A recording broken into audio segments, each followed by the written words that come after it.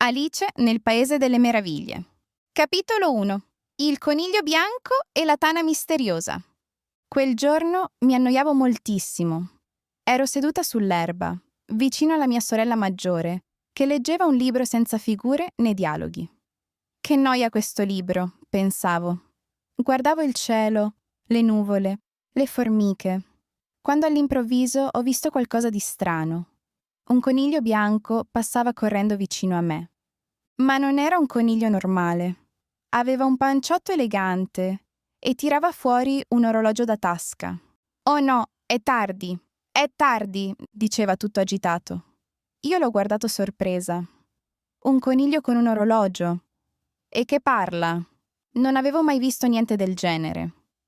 Così, senza pensarci troppo, mi sono alzata e l'ho seguito. Il coniglio correva veloce e a un certo punto è sparito dentro una tana sotto una siepe. Mi sono avvicinata piano. La tana sembrava profonda, molto profonda. Ho guardato dentro e, senza capire come, mi sono sentita cadere. Cadere. Cadere. Cadere sempre più giù, come in un pozzo senza fine. Le pareti erano piene di strani quadri e librerie. Ma dove sto andando? Mi chiedevo. Il cuore batteva forte. Forse sotto quella tana c'era un mondo segreto, o forse qualcosa di molto pericoloso. Capitolo 2. La porta magica e la bottiglietta misteriosa. Continuavo a cadere. Sembrava non finire mai. Poi, all'improvviso, sono atterrata dolcemente su un pavimento. Mi sono alzata piano e ho guardato intorno. Ero in una strana sala rotonda, con tante porte chiuse. Tutte troppo piccole per me.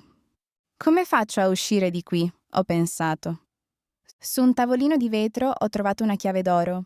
Forse apre una porta, ho pensato. Infatti, dietro una tenda c'era una porticina minuscola. Ho provato ad aprirla. La chiave funzionava. Ma c'era un problema. Io ero troppo grande per passare. Poi ho visto una bottiglietta con un'etichetta. Bevimi. L'ho guardata con attenzione. Sembrava strana, ma non puzzava. Così ho bevuto un sorso. Immediatamente ho cominciato a rimpicciolire. Diventavo sempre più piccola, proprio della misura giusta per entrare nella porticina. Ma quando stavo per passare, ho capito una cosa terribile. Avevo lasciato la chiave d'oro sul tavolo e ora ero troppo piccola per prenderla. E adesso cosa faccio? Ho pensato preoccupata. Guardando intorno, ho visto una scatolina con dei dolcetti e sopra c'era scritto: «Mangiami». Mi sono avvicinata lentamente. Dove mi avrebbe portato questa nuova sorpresa? Capitolo 3. Lacrime giganti e strani animali.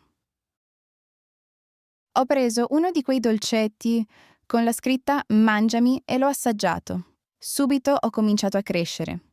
E crescere ancora. In pochi secondi ero così alta che la testa toccava il soffitto. Oddio, così non passerò mai dalla porticina, ho pensato spaventata. Ho iniziato a piangere, ma non erano lacrime normali. Erano così tante che presto ho creato un vero lago. L'acqua mi arrivava alle ginocchia. Poi, improvvisamente, ho cominciato a rimpicciolire di nuovo. Questa volta fino alla misura giusta. Ma era troppo tardi. Ero caduta dentro il lago di lacrime che avevo creato io stessa. Nuotavo e nuotavo, senza capire dove andare. Vicino a me galleggiava un topo grigio. Parlava. «Chi sei tu?» mi ha chiesto. «Mi chiamo Alice. Mi sono persa. E tu?» Lui mi ha spiegato che anche altri animali erano finiti lì. Un'anatra, un dodo, un pappagallo. Tutti parlavano come persone vere. Per scaldarci e asciugarci abbiamo deciso di fare una strana corsa in cerchio, chiamata corsa confusa. Quando finalmente ci siamo fermati, tutti ridevano, ma io non ridevo affatto. Dov'era finito il coniglio bianco? Dovevo trovarlo a qualunque costo. Capitolo 4. La casa del coniglio bianco.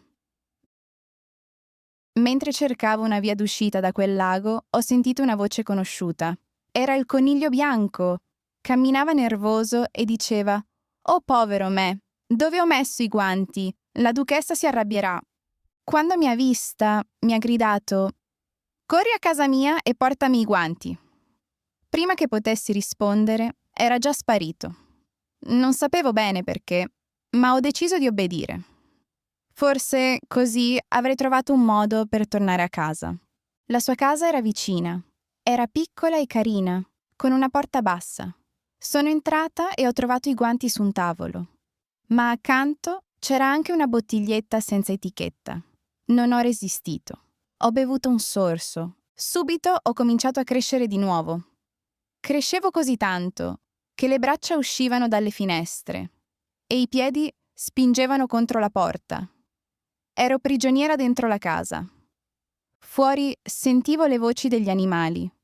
«C'è un mostro nella casa!» gridavano spaventati. Dovevo uscire da lì. Ma come? Poi ho visto dei dolcetti in un cestino vicino. Forse quelli mi avrebbero aiutata. O forse mi avrebbero trasformata in qualcosa di ancora più strano. Capitolo 5. Il bruco e i suoi strani consigli. Ho preso uno di quei dolcetti dal cestino. Appena l'ho mangiato, ho cominciato a rimpicciolire di nuovo, fino a diventare così piccola da scivolare fuori dalla casa del coniglio. Finalmente libera!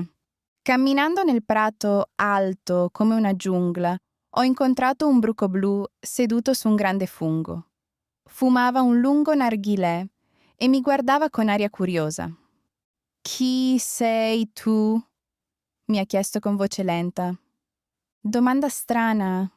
Chi ero? Non lo sapevo più bene. In quel mondo cambiavo misura ogni 5 minuti. «Non sono sicura», ho risposto. «Ieri ero una bambina normale, oggi sono grande, piccola, gigante». Il bruco ha sorriso. «Se mangi da una parte di questo fungo, diventi più alta. Se mangi dall'altra parte, diventi più bassa». Ho spezzato un pezzo di fungo da ogni lato e li ho messi in tasca. Così, forse, potevo controllare la mia altezza quando volevo. «E adesso dove devo andare?» mi sono chiesta. Il bruco ha indicato 2 strade. Una portava dal cappellaio matto, l'altra dalla lepre marzolina. Non sapevo quale scegliere, ma qualcosa mi diceva che entrambe mi avrebbero portata verso un'avventura ancora più strana. Capitolo 6. Il gatto del Cheshire e il tè del cappellaio matto. Ho camminato lungo il sentiero, pensando a dove andare. All'improvviso, su un ramo, è apparso un gatto con un grande sorriso. Il suo corpo spariva e riappariva, come per magia. «Dove vuoi andare, bambina?» mi ha chiesto con voce calma. «Non so bene, voglio solo trovare una strada per uscire da questo strano posto», ho risposto. «Dipende tutto da dove vuoi arrivare», ha detto il gatto. «Là c'è il cappellaio matto, di qua la lepre marzolina. Tutti e 2 sono pazzi». Non sapevo cosa scegliere. Così ho seguito la strada del cappellaio. Dopo un po' ho visto una lunga tavola da tè in mezzo al bosco. C'erano il cappellaio matto, la lepre marzolina e un ghiro, che dormiva profondamente. «Non c'è posto!» hanno gridato quando mi sono avvicinata. «Ma la tavola è tutta vuota!» ho detto sorpresa. Mi hanno fatto sedere e il tè è cominciato. Ma era il tè più strano della mia vita. Parlavano in modo confuso, facevano indovinelli senza senso, si muovevano da una sedia all'altra senza motivo. Alla fine mi sono alzata e ho deciso di andar via. Forse il castello della regina di cuori mi avrebbe dato le risposte che cercavo, o forse nuovi guai. Capitolo 7. Il giardino della regina di cuori. Dopo aver lasciato il cappellaio matto e la lepre marzolina, ho camminato a lungo finché sono arrivata davanti a un grande castello. Il giardino era meraviglioso, pieno di rose rosse, o quasi. Vicino a un cespuglio ho visto delle carte da gioco con braccia e gambe. Dipingevano di rosso delle rose bianche. «Perché fate questo?» ho chiesto curiosa. Hanno piantato rose bianche invece di rosse. Se la regina lo scopre, ci taglierà la testa. Hanno sussurrato spaventati.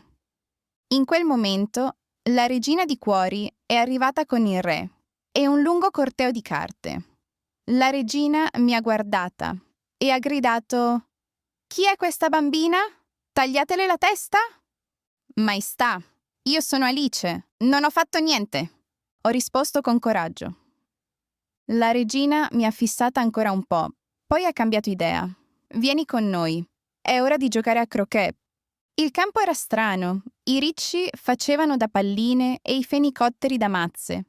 Tutti giocavano male, ma nessuno osava dirlo. Solo il gatto del Cheshire, apparso di nuovo sul cielo, rideva silenzioso.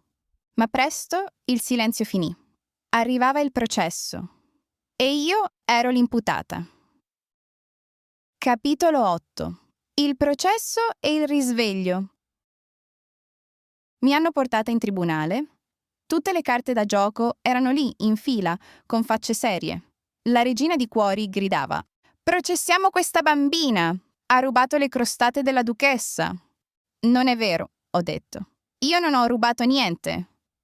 Il coniglio bianco, diventato giudice, ha tirato fuori una lunga pergamena.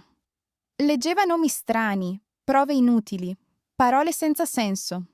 Il cappellaio matto ha testimoniato, ma parlava solo di tè e orologi. Nessuno capiva nulla. Alla fine la regina ha gridato furiosa: «Sentenza, tagliatele la testa!» «Non avete nessuna prova», ho gridato io. Ero stanca di quel mondo pazzo. Mi sono alzata e ho detto forte: «Voi non siete reali, siete solo un mazzo di carte». In quel momento tutte le carte si sono alzate in aria e sono volate verso di me. Mi sono svegliata di colpo. Ero di nuovo seduta sul prato, vicino alla sorella. Il sole splendeva, gli uccelli cantavano, tutto era normale. Che sogno strano, ho pensato sorridendo. Ma in tasca c'era ancora un piccolo pezzo di fungo. Forse non era stato solo un sogno.